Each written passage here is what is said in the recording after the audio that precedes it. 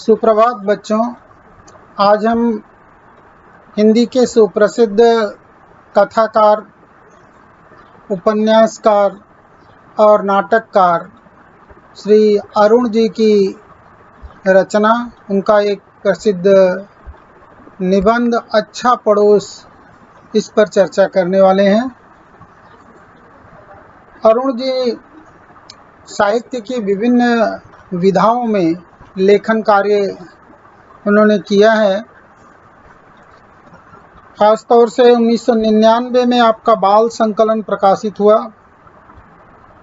जिसमें बच्चों के लिए 14 पुस्तकें उन्होंने लिखी हैं। इसके अलावा कुल 104 पुस्तकें उनकी प्रकाशित हुई हैं।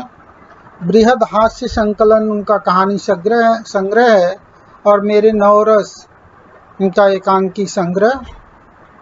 किसी विषय का तार्किक और बौद्धिक विवेचना करने वाला लेख निबंध कहलाता है।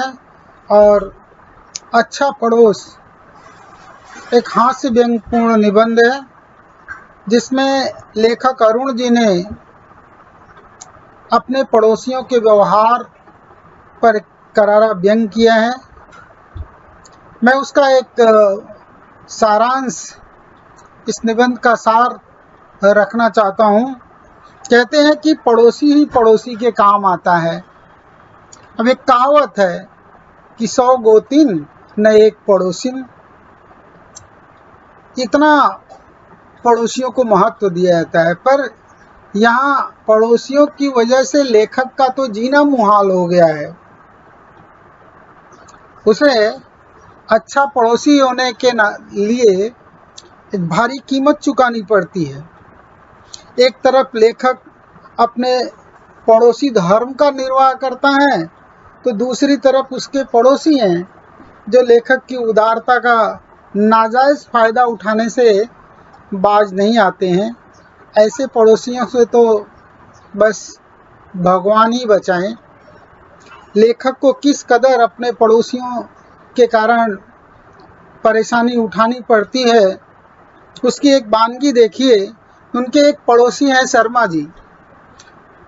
अपने घर आए मेहमान के लिए वो लेखक से खाट मांग करके ले जाते हैं, और मेहमान के जाने के बाद भी वो खाट वापस नहीं करते, अपने पास ही रख लेते हैं।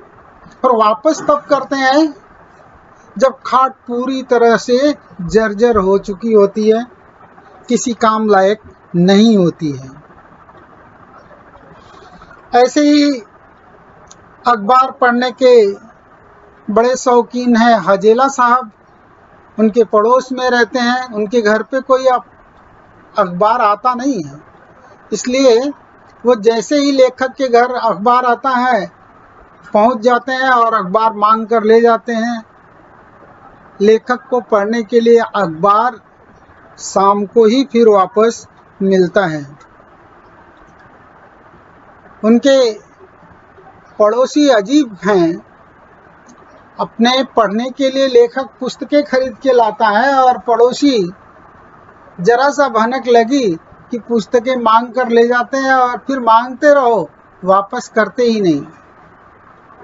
हार कर लेखक ने पुस्तकों पर अपने दोस्तों का नाम लिखना शुरू कर दिया, ताकि दबाव डाल करके वो पुस्तकें वापस पा सके।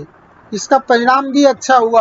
अब लोग पुस्तकें मांग कर ले तो जाते हैं, पर वापस भी करने लगे हैं।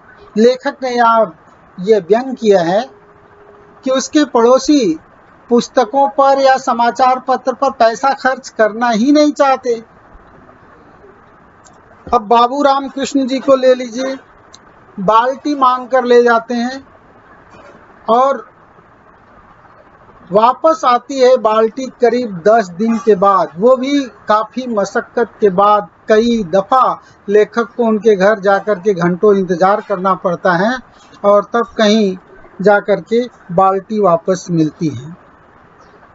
लेखक के एक पड़ोसी हैं भटनागर साहब। दिवाली के समय लेखक अपने घर पर पुताई का काम करवा रहा होता है, और भनक लगते ही वो पहुंच जाते हैं सीढ़ी मांगने के लिए, और 15 मिनट के लिए ले जाते हैं सीढ़ी, वापस आती है 3 घंटे बाद। सीढ़ी तो सीढ़ी, साथ में सीढ़ी पकड़ने के लिए राज को भी अपने यहाँ ही लटका देते हैं। बड़ा मज़ेदार एक चुटकुला याद आता है कि भाई आपके पास माचिस है? हाँ है। माचिस है तो सिगरेट भी होगी। तो इस तरह से लेखक के पड़ोसी हैं जो उनका बेजा इस्तेमाल करते रहते हैं। शर्मा जी जो लेखक के घर राज को देख करके अपने घर में चूहों से परेशान होने के कारण उसे अपने यहाँ बुलाने के लिए ले जाते हैं। बदले में एक तसला सीमेंट मांगते हैं और धीरे धीरे करके पूरी एक बोरी खाली कर देते हैं। भटनागर जी और शर्मा जी जैसे लोग स्वार्थी किस्म के लोग होते हैं जो अपने स्वार्थ के आगे किसी का भी काम बिगड़ जाए इसके बारे में कोई परवाह नहीं करते हैं। ये पूरी तरह से खुदगर्ज लोग होते हैं। इसीलिए जब भी कोई लेखक से कहता है कि आपका पड़ोस बहुत अच्छा है, आप अच्छे पड़ोसी हैं, तो लेखक और उसकी पत्नी दोनों जल भून कर रह जाते हैं। ये पड़ोसी धर्म पर अरुण जी ने बड़ा ही चुटीला व्यंग किया है। धन्यवाद। हम इसका आलेख आपको प्रस्तुत करेंगे, फिर कहानी आप वाचन करें।